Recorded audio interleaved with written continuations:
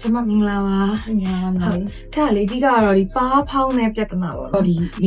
ဒါကချမ်းနေထွက်တဲ့ဟာကိုအချက်ကလေးတေးလေးဖြစ်ချက်ဒီမျက်နှာနဲ့ဆမtreatment လေးတစ်ချက်ဘယ်ဟာလေးလောက်ကောင်းလဲရှင် ညီမလေးမျက်နှာလေးကလေဟုတ်တယ်ညီမလေးပြောသလိုပဲမျက်နှာလေးကဖောင်းဖောင်းလေးပေါ့နော်ဆိုတော့မျက်နှာဖောင်းတာကကြတော့လေအစီဆောင်ဖောင်းတာရှိရယ်ပြီးရှင်ကြက်သားပေါ့နော်ကြက်သားလေးဆောင်ကြည့်တာအတွက်ကြောင့်ဖောင်းတာလေးရှိရယ်ပြီးရှင်ညီမလေးတစ်ပတ်ချင်းလေးရှိရယ်ဟုတ်တယ်နော်ဆိုတော့ဒီခံလိုက်ပြီးရှိရယ်တစ်ပတ်ချင်းလေးရှိရယ်ပေါ့နော်အမမေးကြက်သားလေးဆက်လောက်ဆန်းကြည့်မယ်နော်ဆိုတော့ညီမလေးမျက်နှာတွေ့တွေ့လေးနဲ့ပြီးရှိလေးဖြစ်ဖို့အတွက်ဆိုလို့ရှိရင်နော်အမတို့ကဒီ Botox ပေါ့နော်ဒီကြက်သားလေးကိုသေးဝအောင်အရင်ဆုံး Botox ထိုးပေးမယ်ပြီးရှင်မျက်နှာကိုဆက်ကက်ကလေးနဲ့ဒီအစီလေးတွေပါကြည့်သွားအောင်ဆိုလို့ရှိရင်မှာ high food treatment ပေါ့နော်ဒါကတော့ဒီ Boa face နဲ့ဒီ double chin လေးကိုအမ high food လေးလုပ်ပေးမယ်ပေါ့နော်အဲ့ဒါလေးလုပ်ပြီးရတယ်။ညီမလေးအခုလုပ်မဲ့ treatment လေးကတော့ high food treatment ဆိုတော့လေ high food treatment ကကြတော့ဒီ collagen ကျိုးထိုးတာနဲ့ဘာကွာလဲဆိုလို့ရှိရင်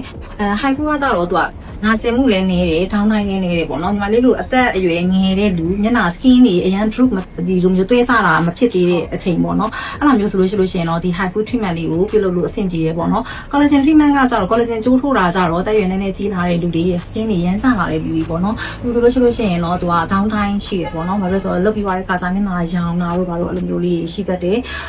သူကနည်းနည်းလေး skin ကိုပို့ပြီးတော့ care လုပ်ဖို့လိုတာပေါ့နော်result ကတော့နှစ်ခုစလုံးကတော့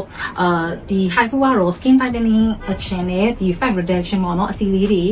ရော့သွားတဲ့ action လေးတွေအတွက်ပိုကောင်းတယ်အားကြောင့်ညီမလေးကိုအလားလေးရွေးပြီးတာနောက်ပြီးလို့ရှိရင်ညီမလေးကလည်းဒီ not ရိုက်နေတာအမြဲတမ်းဖြစ်တဲ့အတွက်ကြောင့်ပေါ့နော်ဒီဒေါင်းအနာကျင်းမှုအနည်းဆုံးနဲ့ဒီဒေါင်းအနည်းဆုံး treatment လေးတွေကိုအမရွေးပြီးတော့လုပ်ပြီးတာပေါ့နော် collagen တိုးထိုးတာတော့မျက်နှာလုပ်ပြီးသွားတဲ့ခါကျရင်လည်းရောင်တာတို့သွေးထွက်တာတို့အဲ့လိုမျိုးတွေဖြစ်တတ်တယ်နေရောင်ရှောင်တာတို့ make up တွေပါလိမ့်လို့အဆင်မပြေဘူးပေါ့နော်အဲအကြောင်းမှာ high food လေးကိုရွေးပြရပေါ့နော်ဟုတ်ကဲ့ရှင်ဒီ high food treatment လေးရပေါ့နော်သူက high intensity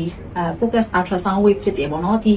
ultrasound wave လေးတွေကိုပေါ့နော်အမတို့ဒီမျက်နှာပေါ်မှာတင်ပြီးတဲ့ခါကျလို့ရှိရင်ပြစ်လိုက်တဲ့ခါကျရင်သူကဒီရေပြားအောက်ပေါ့နော်ဒီ smart layer အထိကိုသူကရောက်တယ်ရောက်တဲ့ခါကျလို့ရှိရင်အဲ့မှာပေါ့နော် collagen တို့ elastin တို့ထွက်လာအောင်သူကနှိုးဆွပေးတဲ့အတွက်ကြောင့်ဒီ collagen လေးတွေထွက်လာဖို့အတွက်ဆိုလို့ရှိရင်အမတို့အနည်းဆုံး3ဘက်ပေါ့နော်အနည်းဆုံး3ဘက်ကနေတလားလောက်ထိကိုဆောင်းလာတယ်အဲ့ခါကျမှ result လေးတွေကတိတိကျကျပို့ပြီးတော့သိရမယ်အဲ့ခါကျလို့ရှိရင်နာလီဆက်လေးဖြစ်သွားမယ်အစီလေးကြီးကြည်သွားမယ်ဆိုတော့ Botox လေးထိုးထားတဲ့ action ကလည်းအဲ့ချိန်ဆိုလို့ရှိရင်ပေါ့ဒီဆိုတော့အဲ့ချိန်ကလို့ရှိရင် result လေးပို့ပြီးတော့တိတိကျကျတွေ့ရလိမ့်မယ်နော်ဟုတ်ကဲ့ပါ